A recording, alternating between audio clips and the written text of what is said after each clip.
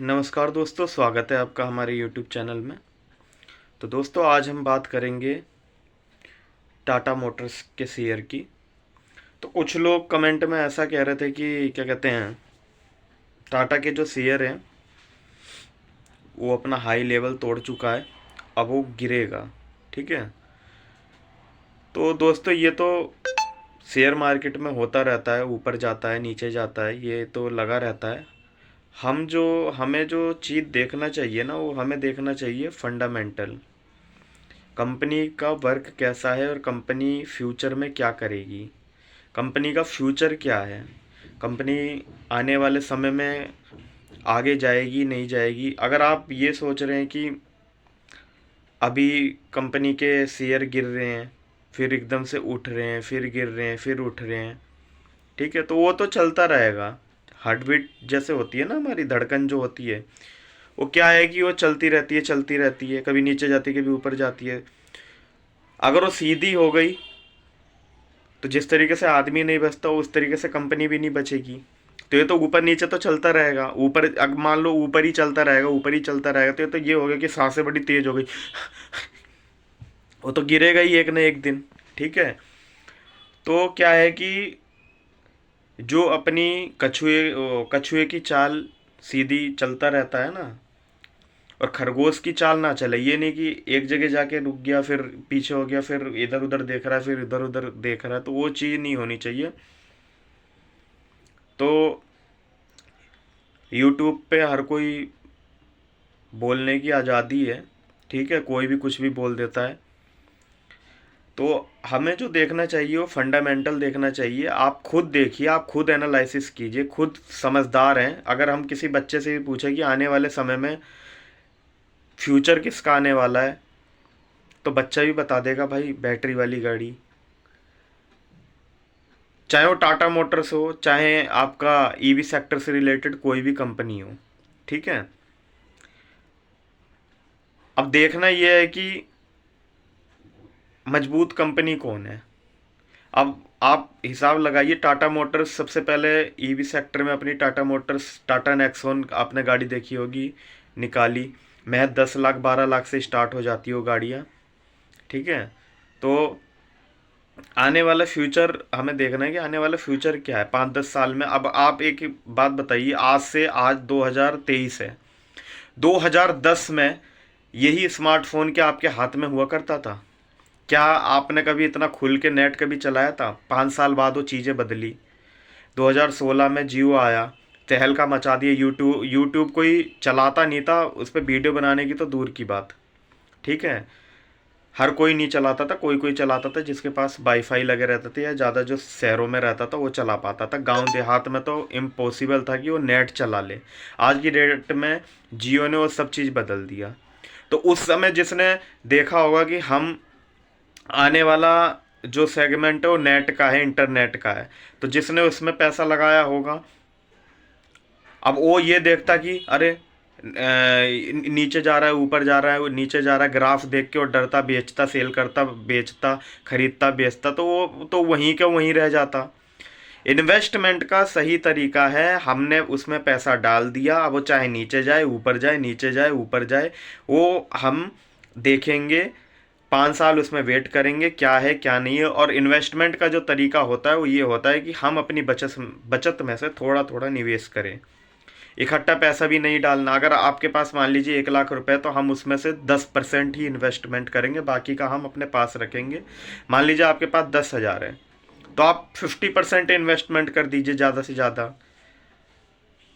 5,000। मान लीजिए 10,000 में से आपने 5,000 उसमें डाल दिया, 5,000 आप अपनी मजबूरी के लिए भी तो रखेंगे। अब मान लीजिए आपने 10,000 डाल दिया और मजबूरी पड़ी तो सारे शेयर आप बेच देंगे, फिर कोई फ़ायदा ही नहीं है।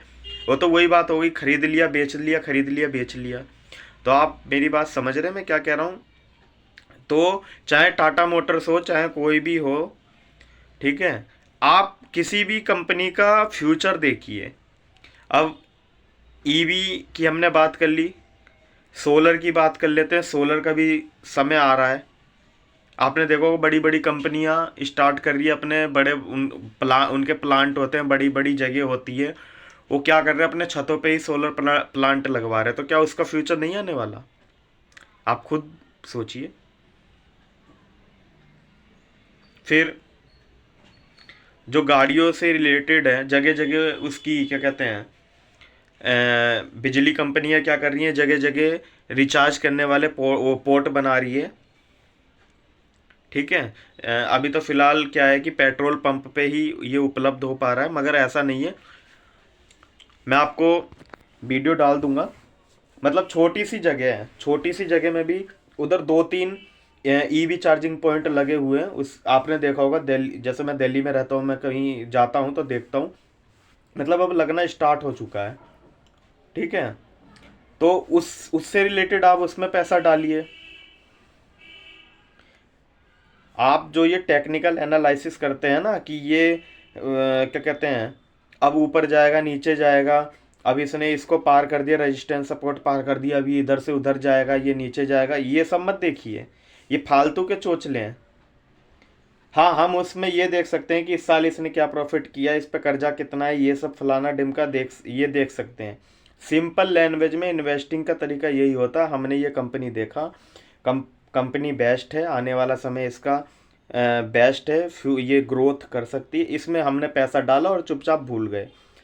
जब वो नीचे जाएगा, नीचे जाने से कंपनी खराब नहीं हो जाती है, कुछ वगैरह वगैरह कुछ न्यूज आ जाते हैं, या फिर जैसे आपका कोरोना टाइम आया था तो उस समय सारी कंपनियों का ही बुरा हाल था, आपको तो पता ही होगा। तो इस तरीके की चीज़ों में तो कोई कुछ नहीं कर सकता है।